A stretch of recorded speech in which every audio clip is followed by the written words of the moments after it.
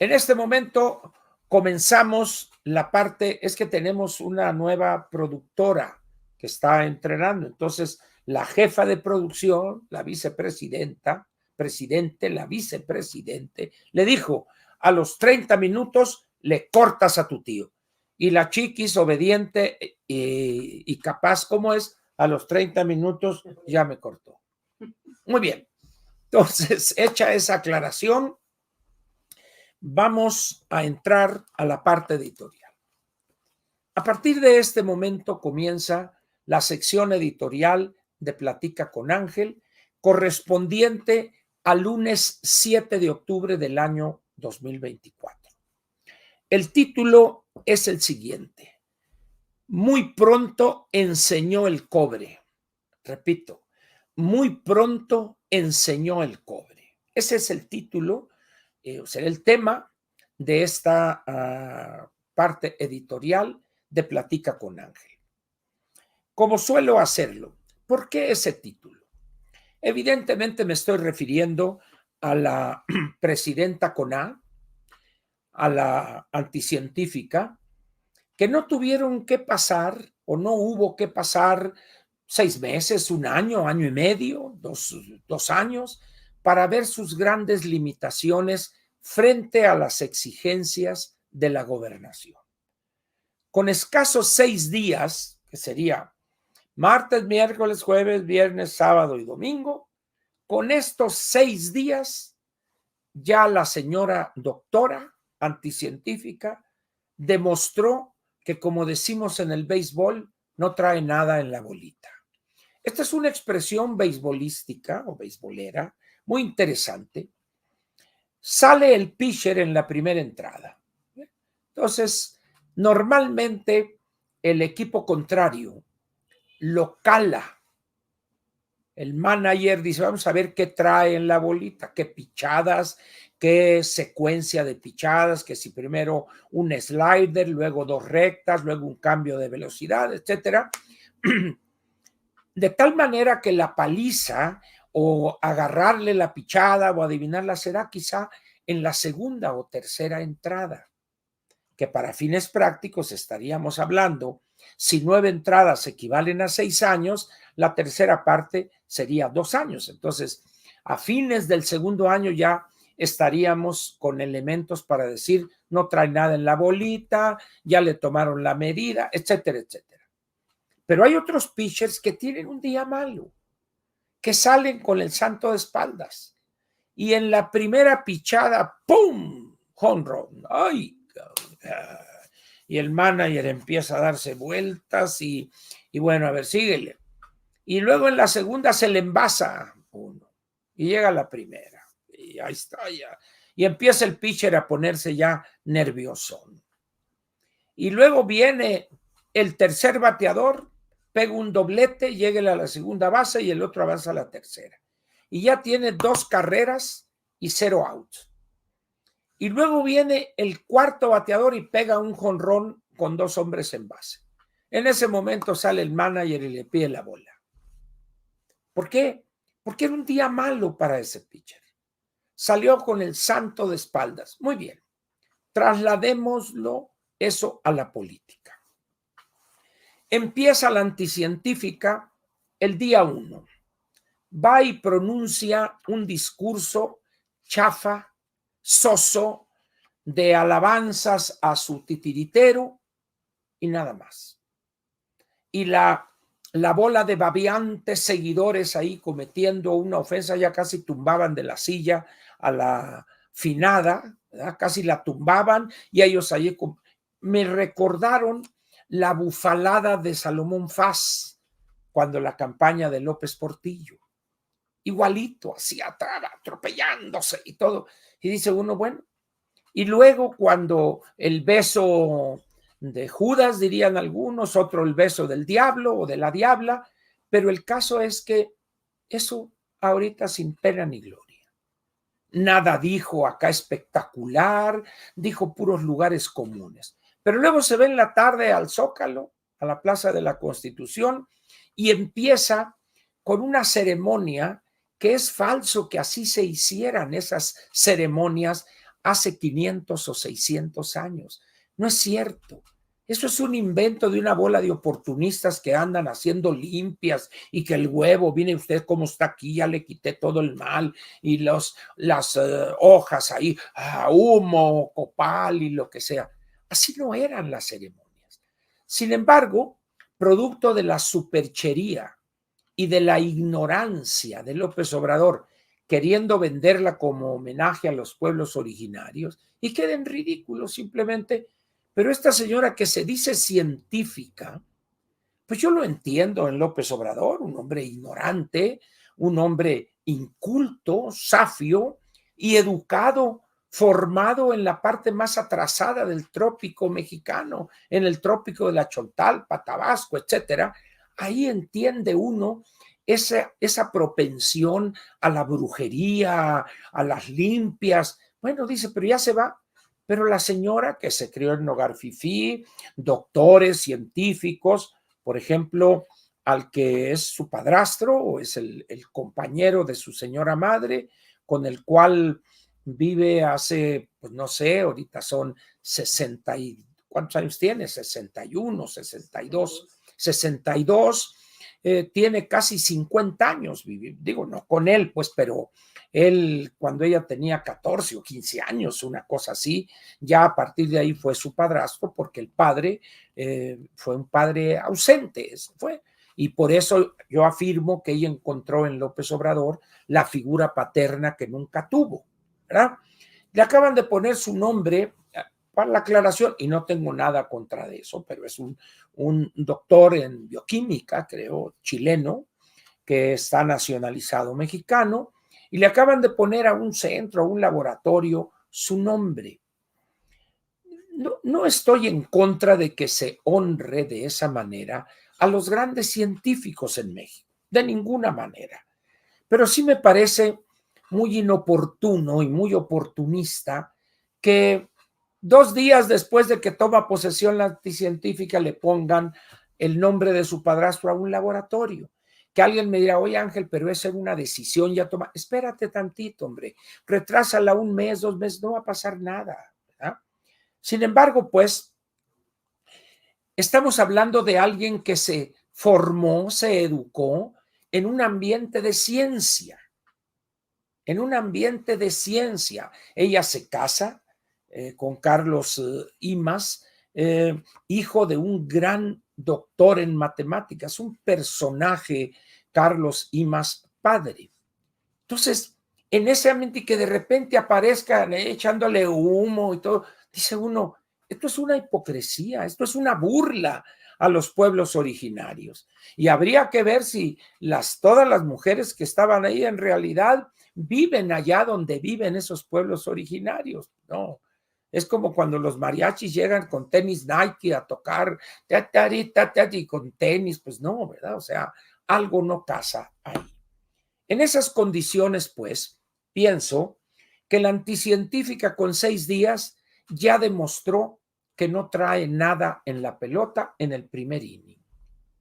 Y eso es muy peligroso para el país. ¿Por qué? Porque en esa primera semana, o vamos a decir en las primeras 2 o 3 semanas, es donde ella debe demostrar la clase de gobernante que es. Ojo, no gobernanta, no gobernanta, es gobernante que es o que sería. Ven ustedes lo que ha sucedido esto en Chilpancingo, la capital del estado. ¿Cómo es posible que un grupo criminal con el que se reunía el anterior presidente municipal de Chilpancingo hagan ese acto cavernario de decapitar al presidente municipal y poner la cabeza en el toldo de ese vehículo? Dice uno, ¿cómo es posible eso? Y luego lo que está pasando en Guanajuato, en Sinaloa, en otra parte, etcétera, etcétera. Pero el plan lo van a presentar que mañana o pasado. Pero hay una cosa muy curiosa. Hoy el Wall Street Journal trae un artículo en relación con ese famoso plan o esa estrategia. Y afirma el Wall Street que va a aumentar la inversión, alguna cosa así, viene, porque ya su reportero tuvo acceso, le mostraron esa presentación.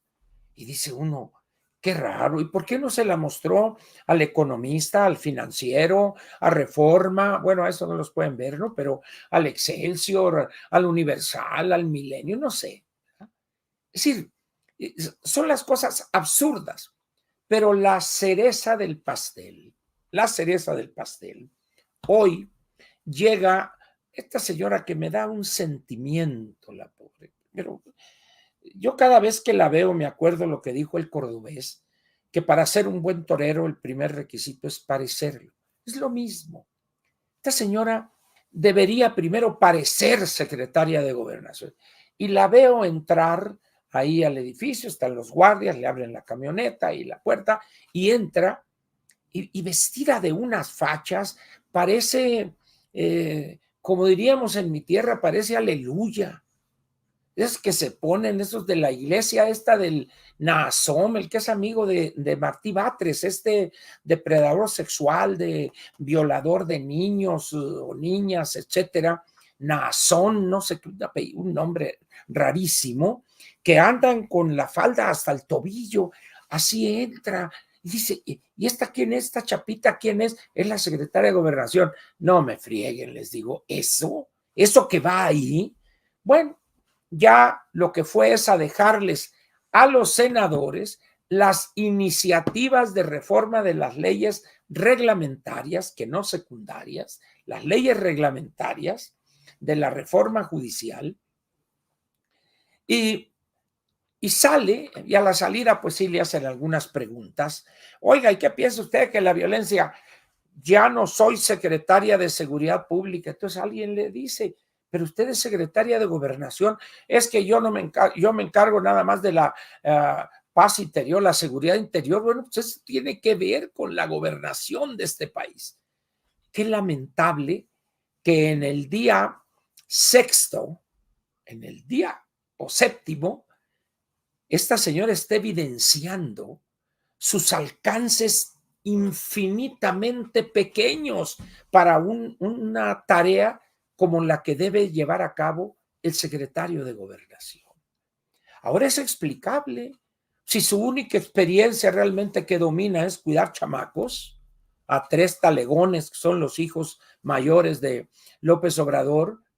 Pues dice uno, ¿qué está haciendo en Gobernación? La deberían de haber puesto en el DIF.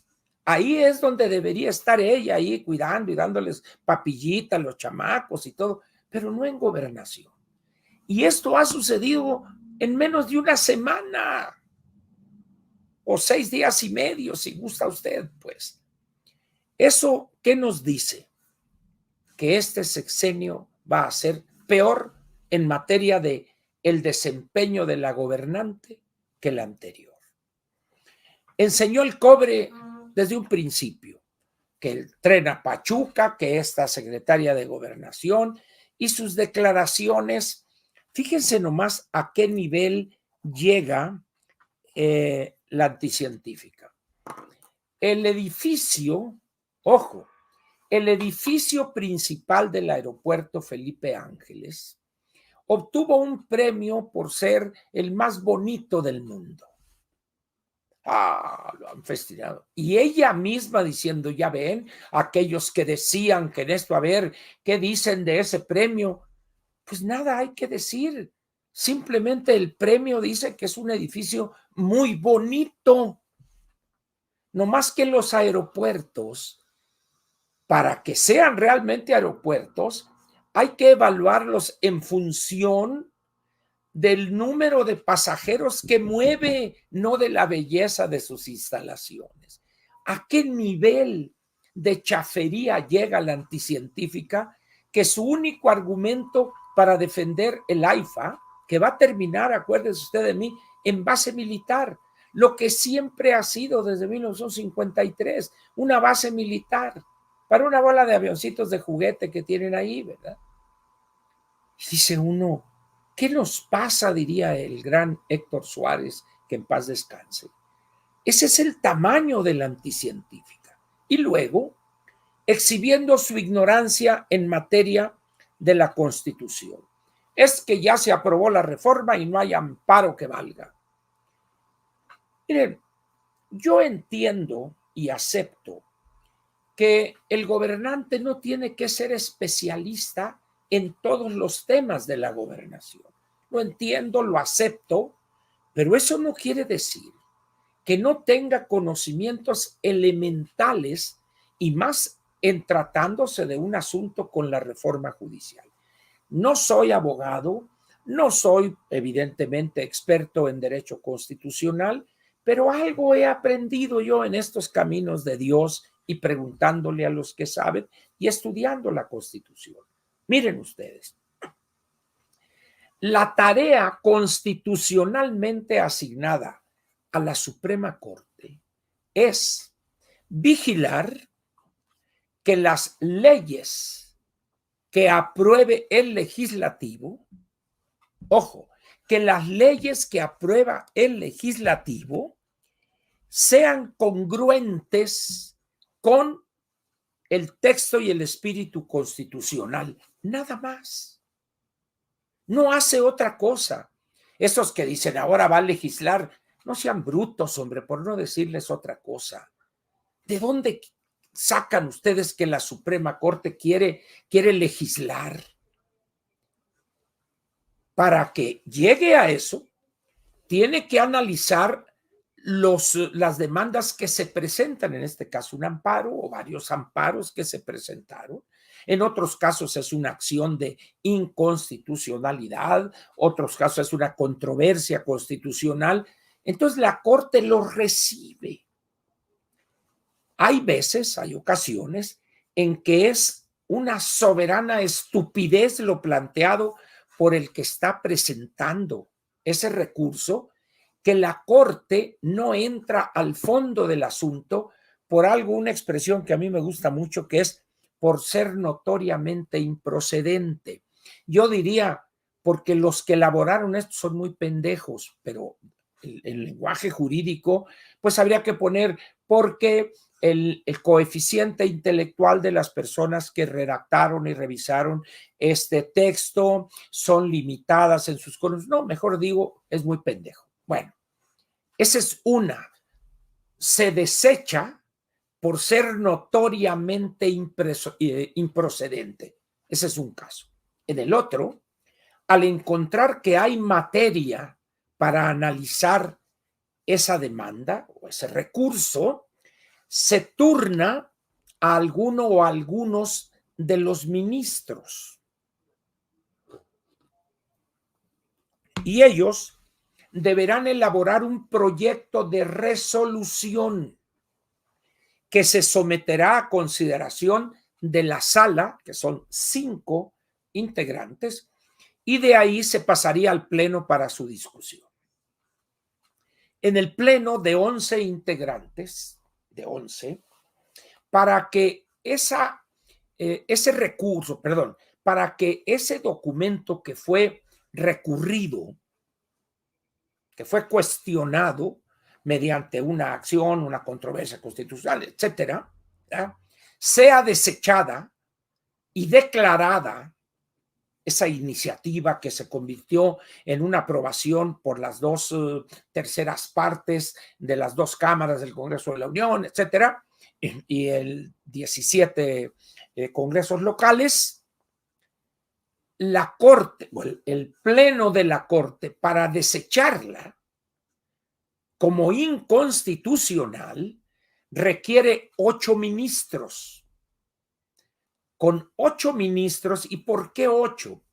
Si ustedes intentan calcular las 2 terceras partes de 11, van a encontrar, dividamos 11, un entero entre estos 11, o las 2 terceras partes, multipliquemos por 2, 11 y dividamos entre 3. Nos va a dar 7 y pizcachita. Son 22. 11 por 2 son 22, entre 7 es 7.3. Hay que subirlo a 8, porque esa es la mayoría calificada en ese cuerpo, que es el pleno de la mayoría calificada. si obtuvieran 8 votos que aprobaren el proyecto del ministro, ¡frum!, a la basura y a otra cosa mariposa. Si no obtienen los 8, eso no quiere decir que se deseche, sino que hay ahí una cosa que no entiendo yo muy bien, que los jueces o los magistrados, que sería el siguiente nivel hacia abajo, podrían atender esos asuntos, pero resolver en base a su conocimiento, alguna cosa así. No me hagan mucho caso ahí. Eso el doctor José Ramón Cosío, que es una chucha cuerera para eso. ¿Qué está haciendo entonces la Corte hoy? En primer lugar, no se está manifestando a favor o en contra de la reforma judicial, porque no es esa su función. ¿Qué hace? Le da entrada, se va a analizar y va a haber un proyecto que va a ser discutido en la sala y luego en el pleno. Punto. Porque esa es la función que tiene la Corte. Pero entonces sale Monreal, es que no puede revisar una decisión del legislativo. Por supuesto, no solo puede, debe hacerlo. Porque esa es su función, que lo aprobado por el Poder Legislativo esté en congruencia con la Constitución. Y de ahí salen a repetir una serie de babosadas, empezando por la anticientífica. ¿Por qué no mejor dice, a ver, la directora jurídica o la madre, algo? No, ella sale y dice, y luego sale Noroña con esos grandes conocimientos que tiene del derecho constitucional y la habilidad boxística, dice, esta madre va porque va. Nomás le faltó decir, por mis cojones. Dice uno, ¿ante qué estamos? Pero todo eso no solo lo permite la anticientífica, con los suyos, con sus barberos, sus arrastrados, sino que lo estimula. Y eso a 6 días, en una ley o en una reforma constitucional que engloba a varias cosas. Ni de ella es la locura, la ocurrencia, la venganza del bulto López Obrador. Eso la pinta de cuerpo entero.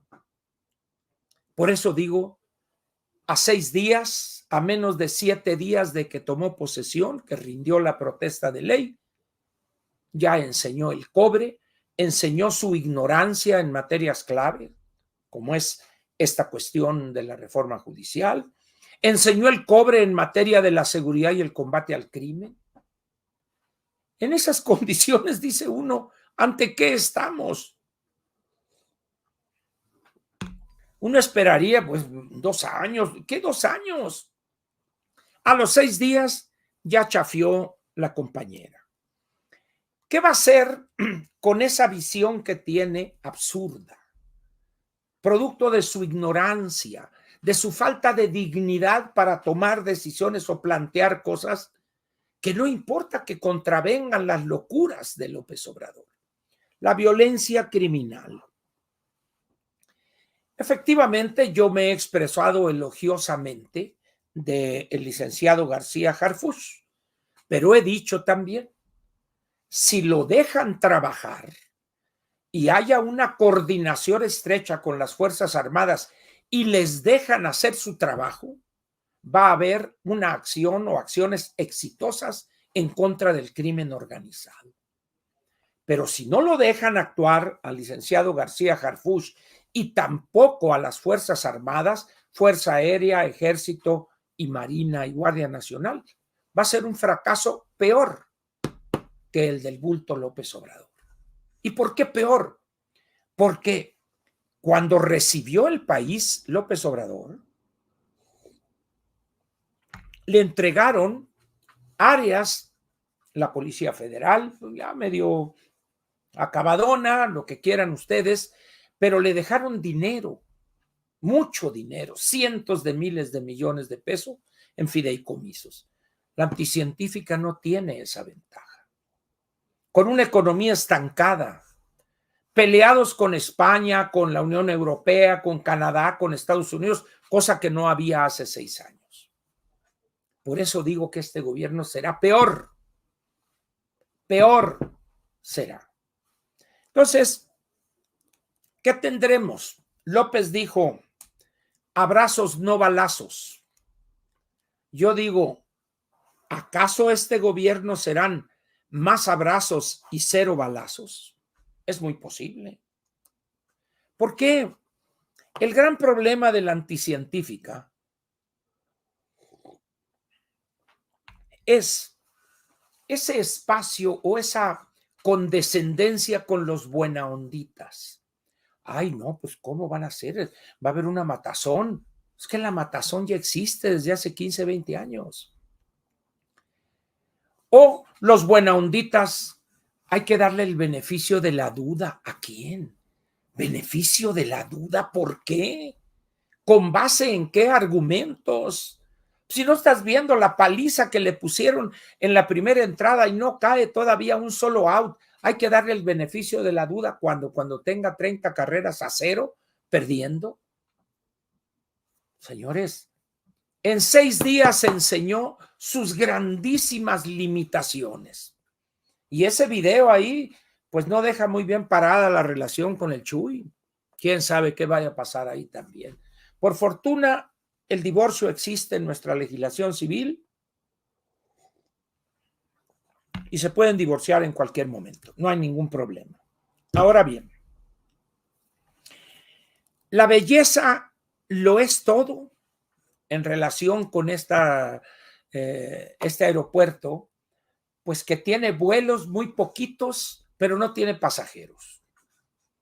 Y dicen, ¿y la mexicana de aviación va a comprar tales aviones? ¿Para qué? Para que estén volando con 15, 20 pasajeros, que tenga que estar de las finanzas públicas apoyando esas adquisiciones. ¿Y todo por qué? Porque no se atreve a romper con López Obrador. Ahora bien, vamos a una parte que considero importante. La anticientífica de repente dice que le gustaría que la maestra Ifigenia Martínez, que en paz descanse, le entregara la banda presidencial. Y ya movieron las cosas y bueno, para que entregue ella la banda presidencial, se exige que ella sea la que presida la mesa directiva de Cámara de Diputados. Bueno, pues si ella quiere eso, le hacen la designan presidente de la mesa directiva a la maestra Ifigenia Martínez. Bueno, el único problema es que la maestra estaba en terapia intensiva desde hacía varios días, por no decir semanas. ¿Por qué? Porque era una mujer de fragilísima salud, 94 años. A esas alturas de la vida, 94 años, pues ya le falla el cigüeñal, las válvulas, las bielas, ya la cosa de la inyección electrónica y de los ya falla, cascabelea todo. Ya estaba en un estado grave ella. Pero ella dijo, quiero que ella sea. Y en vez de que la familia le diga, señora, agradecemos la distinción a nuestra señora madre o a nuestra señora abuela, pero su situación es sumamente delicada, no se puede parar, mantener en pie, ni madres, ahí van también los que andan ahí, más bien parece que quieren hueso que respetar la situación de su abuela en este caso, y ahí va. Un espectáculo bochornoso ver a la maestra así ya postrada. Fue un milagro que no le diera un síncope ahí. Fue un milagro realmente. ¿Ah? Pero, y hablan maravillas. Fallece a los 2 días, creo, y se desata una avalancha de una cantidad de personajes que ni siquiera saben ahorita dónde está la Facultad de Economía en Ciudad Universitaria, que jamás han abierto un texto de economía. Es que ella hizo esto. Y luego su currículum por acá y esto. Y dice uno, a ver, señores, yo he dicho una y otra vez, no hay muerto malo. No hay muerto malo. De tal manera que cuando alguien muere, y si en su vida fue esto y esto y esto, pero cuando muere, qué buena gente era y que no era grosero, era franco. A él le gustó, o sea, todas las virtudes que el muerto cuando vivía jamás tuvo, ahí se las descubren. Ha pasado lo mismo con la maestra. Y esto es innoble con ella. ¿Por qué? Porque hay muchos mexicanos en los ambientes académicos, políticos, administrativos, que la conocieron y saben de su verdadera trayectoria, una trayectoria más bien de una burócrata, una funcionaria, pero jamás una aportación a la economía, jamás llegó a la priista de toda la vida, hasta antes del 88, 87, priista, maestra de priistas. Y hay una cosa muy curiosa cuando le preguntaron una vez, ya en años recientes, que qué pensaba de Carlos Salinas de Gortari, que había sido su alumno, y se expresó entre chistorete y chistorete de una manera un tanto despectiva del doctor Carlos Salinas. Algo así como no fue buen alumno o no entendió, alguna cosa así. Cuando la realidad dice que fue un excelente alumno, que se dio cuenta de las baratijas que ella defendía en clase y va a Harvard y estudia en serio y entiende que México debe cambiar. ¿Por qué razón digo esto? Porque todas las personas que pasaron por las aulas teniendo como maestra a la maestra Ifigenia Martínez, les inculcó un conjunto de baratijas que ya para los años 60, 70 ya estaban en el basurero de la historia. Políticas keynesianas, el centro de todo era el gasto público, el nacionalismo revolucionario, sustitución de importaciones, etcétera.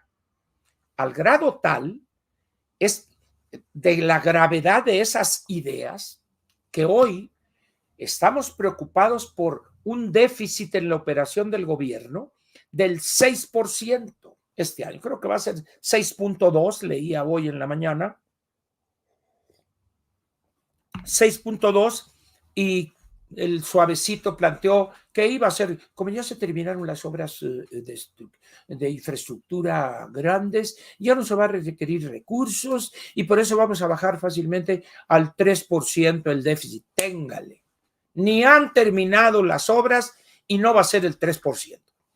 Pero vamos a suponer que sea el 6% y ya los mercados están a punto de quitarnos el grado de la inversión por mantener ese altísimo déficit de este año al siguiente. Muy bien. Pero ¿saben ustedes en materia de déficit del gobierno lo que produjeron esas ideas que defendió toda su vida la maestra? Al 16% del PIB, 3 veces casi el déficit que vamos a tener este año. Esas son las consecuencias de esas ideas que ella introdujo en decenas o centenas de alumnos que se convirtieron en funcionarios públicos. Y todavía se enorgullecen, es que a mí me dio clase, yo fui su alumno. Pues qué mal. Deberías haber tenido de maestro al doctor Francisco Gil Díaz, a Pedro Aspe, a Agustín Carstens, a esos deberías haber tenido, a Miguel Mesmacher, a gente así. Pero bueno, los hechos ahí están. Y de repente fallece y le brotan todos. No, formadora de esto, deformadora de economistas. Es lo que fue. De tal manera, pues, que se hace un uso perverso de los muertos. Y debo decirles algo más. La inmensa mayoría de los integrantes, de los militantes de Morena, en su vida oyeron hablar de Ifigenia Martínez. En su vida. En su vida. ¿Por qué? Porque son personas, y lo digo con respeto, pero a su vez con dolor por su ignorancia, por no haber estudiado eso. Bueno, tienen ustedes a una senadora de Morena por Chiapas diciendo que el número de cesáreas en el país ha aumentado porque comen maíz amarillo las personas, y dice uno, bueno, ¿y esta? ¿Cómo la tienen aquí? No la dejen entrar aquí a Insurgencia y Reforma. Cuidado, Ángel, me dijo, es senadora por Chiapas. No me digas de qué partido, le dije, Morena, efectivamente. Entonces, pero ahí está alabando, ¿no? La maestra. Oye, ¿y qué hizo? Pues la maestra fue economista. Sí, pero ¿qué hizo? ¿Qué sabes tú? ¿Qué es esto? No tienen la menor idea. La menor idea. Entonces, ¿qué hace la anticientífica? Se cuelga de eso también. Se cuelga. Bueno, ustedes vieron las imágenes. Tuvo el bulto que tomar la banda y entregársela porque ya ella estaba ya inerme, ya no tenía ni fuerzas ni para decir háganse un lado, cabrones. Y ella no tenía fuerzas ya para eso. Qué uso tan perverso de los muertos. Así es que ya saben, tengan cuidado, que se mueran por ahí, esos sinvergüenzas. Mario Delgado, que no vaya a fallecer porque lo van a presentar como un gran científico y el otro y el otro. Así funciona Morena. Ahora bien, hay personas que están, que combaten con los elementos legales, jurídicos a la mano, esta cuestión de la reforma judicial.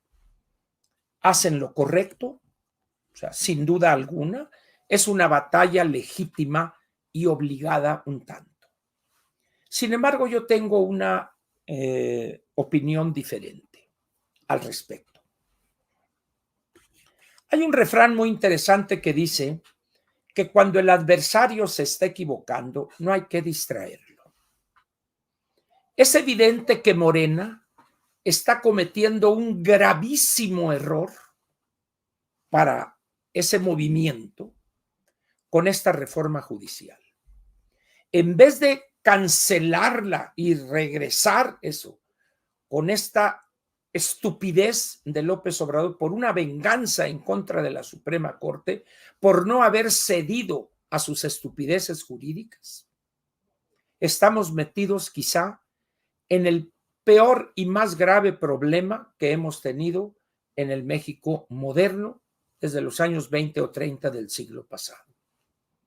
Estamos a punto de entrar en un severísimo conflicto y problema constitucional por culpa de una persona pusilánime como es la anticientífica. Por eso, entre más rápido se desahogue ese desastre, es mejor para el país o menos malo para el país. Por eso, si quieren elegir a los jueces, a los magistrados, jueces, magistrados y ministros, órale, pero háganlo, cabrones, ya, pero rápido, y órale, aplíquense y háganlo ya. Órale, Noroña, aviéntate, y órale, y a ver, Rosa Isela, usted también, órale, háganlo, cabrones. ¿Por qué? Porque en la medida en que se lancen a esa aventura con el peor de los finales, entre más tiempo pase de aquí a cuando se den cuenta y la sociedad se dé cuenta de la gravedad de eso, el precio que tendremos que pagar será menor.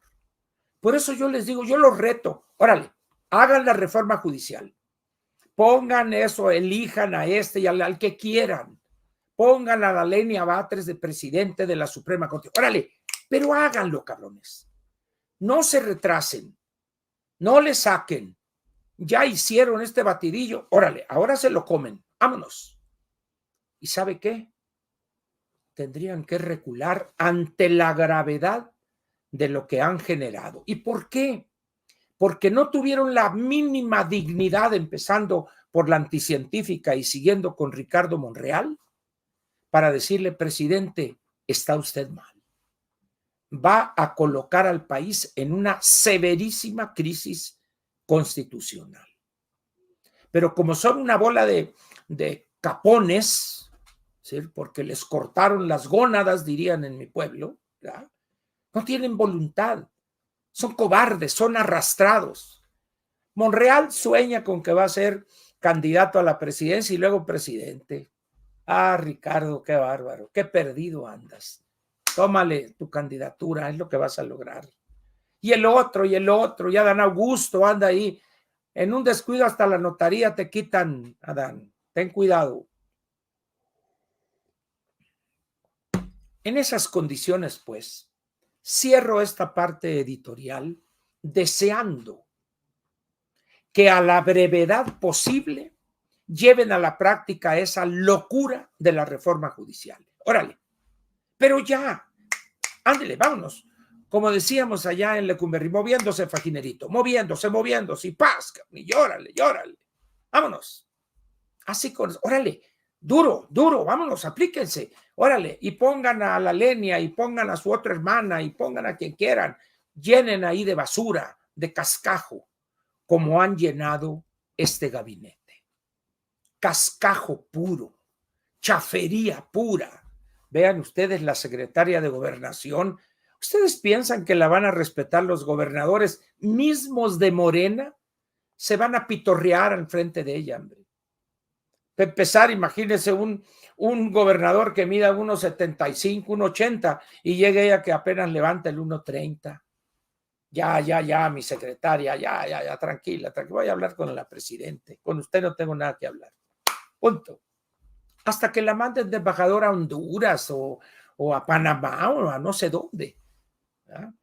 O que la manden a cuidar chamacos, que es lo que sabe ella, allá al DIF o alguna guardería, alguna cosa así. Por eso, repito, para terminar, apúrense, señores, órale, aviéntense, pero no se detengan. Vámonos, porque eso significaría para el país en su conjunto un precio menor a pagar. Así de sencillo. En este momento termina, y te pasaste 10 minutos. En este momento termina la parte editorial de Platica con Ángel. Espero que haya sido de su interés.